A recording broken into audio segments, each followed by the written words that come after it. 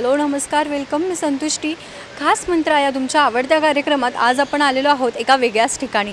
नेहमीच तुम्ही कपड्यांची प्रदर्शनं बघितली असतील किंवा इतर काही प्रदर्शनं बघितली असतील, पण आजचं हे जे प्रदर्शन आहे ते फारच सुंदर आणि फार आगळं वेगळं आहे. तर त्याची सफर मी तुम्हाला घडवणार आहे. सो लेट्स गो.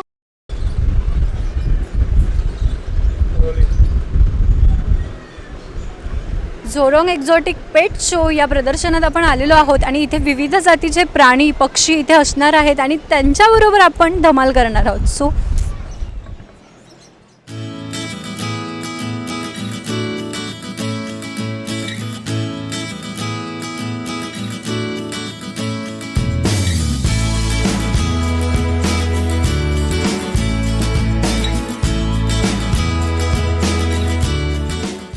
उन्हाळा वाटल्यामुळे हे प्राणी देखील अंघोळ करतात. याचं नाव आहे सुलतान. तुम्ही बघू शकताय की कशा प्रकारे हा गमती जमती करतो. आणि याच्या बाबतीत सुलतानच्या बाबतीत सांगायचं म्हणजे की तो खरंच खूप मजेशीर आहे आणि खूप सगळ्यांशी गप्पा देखील मारतो तो. सो आपण पण त्याच्याशी गप्पा मारणार आहोत.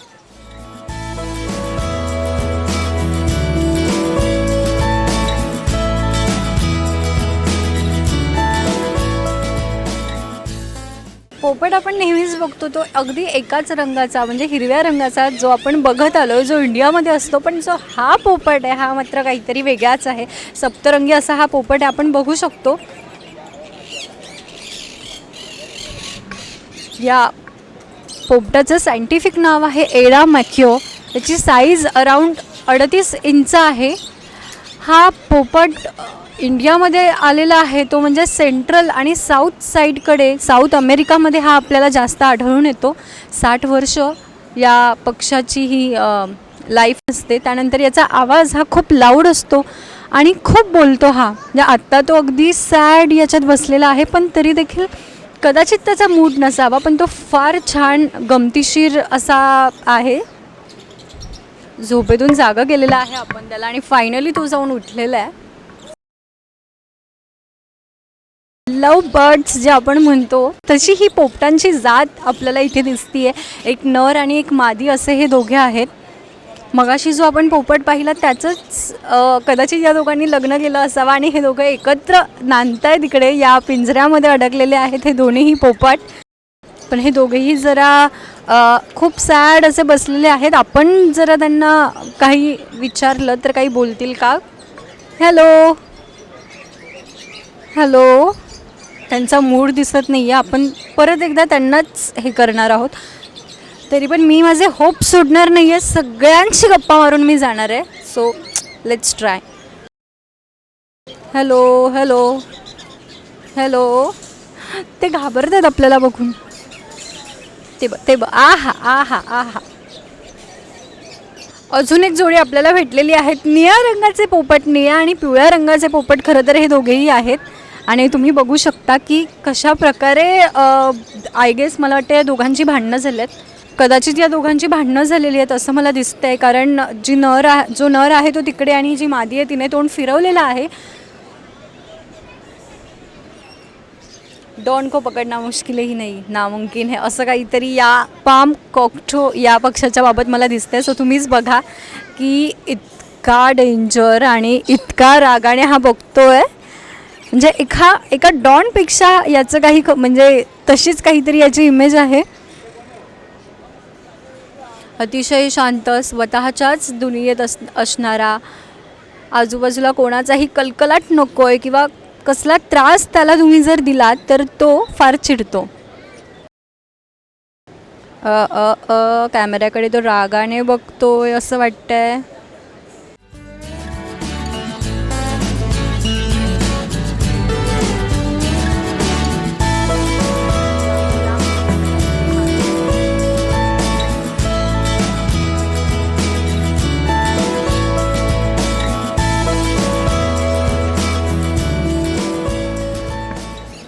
पोपट हा बोलतो हे माहीत होतं, पण कोंबड्याचा तुरा जसा असतो तसं पोपटाचा देखील त्याच्या डोक्यावर तुरा आहे. आणि हे छान असे गमती जमती करताना दिसत आहेत. या फांदीवरून त्या फांदीवर उड्या मारत आहेत. जे एकंदर हे देखील आपल्यासारखीच मजा घेतात असं म्हणायला हरकत नाही आहे. पक्ष्यांचे इतके विविध प्रकार बघितले आपण, त्याचबरोबर स्पेशली या पोपटांच्या 100 जाती इथे आढळून येतील तुम्हाला अशा आगळ्या वेगळ्या प्रदर्शनासाठी नक्कीच तुम्ही देखील इथे व्हिजिट करा. आणि मी म्हणेन या किवकिवाटात हा जो आवाज आहे तो खरंच मंत्रमुग्ध करणारा आहे. तर या होत्या पक्ष्यांच्या जाती. आणखीनही इथे काही आगळे वेगळे प्राणी आता आपल्याला भेटणार आहेत आणि आपण त्यांना जाऊन कमॉन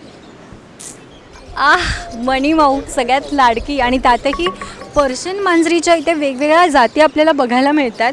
सो जसं की मी म्हणते की गरमी खूप वाढली आहे आणि त्यामुळे ही देखील अशी छान हवा घेते आहे, मस्त आरामात आहे तिच्या. आणि आपण बघूया ती कशा गमती जमती करते. तिला उठवणार नाही आहोत आपण कारण ती खूप आराम करते आहे. त्याचबरोबर वेगळ्या देखील काही इथे पर्शियन मांजरी, ती जसा तिचा रंग करडा आणि पांढरा असा तिचा रंग होता तशी हीच त्याच शेडमधली एक वेगळी मांजर आहे. पर्शियन मांजरींची खासियत म्हणजे या आकाराने तशा फार मोठ्या असतात कम्पेअरिंग टू आपल्या इंडियन जे कॅट्स असतात त्यांच्या मानाने. आणि त्यांच्या अंगावरती खूप असे दाट केस आपल्याला आढळून येतात, जसं की आपण कुत्र्यांच्या अंगावर युजली बघतो ते आपल्याला इथे बघायला मिळतात. ही जी मांजर आहे ना ती मला फार आवडली की आय होप की ती मी घरी घेऊन जाऊ शकते. मस्त आरामात झोपली आहे आणि इतकी गोंडस आहे ती. एखादं लहान मूल कसं झोपतं तसं ती अगदी मस्त झोपली आहे. आणि आय एम शुअर की या मांजरीला बघण्यासाठी पण तुम्ही नक्की इथे याल. ही तिच्यापेक्षा आणखीन गोड आहे. इथे सगळ्याच पर्शियन मांजरी इतक्या गोड आहेत. झोपताना एखादं लहान बाळ कसं जिभल्या चाटत जिभल्या बाहेर काढून झोपतं तसं हे झोपलेलं आहे.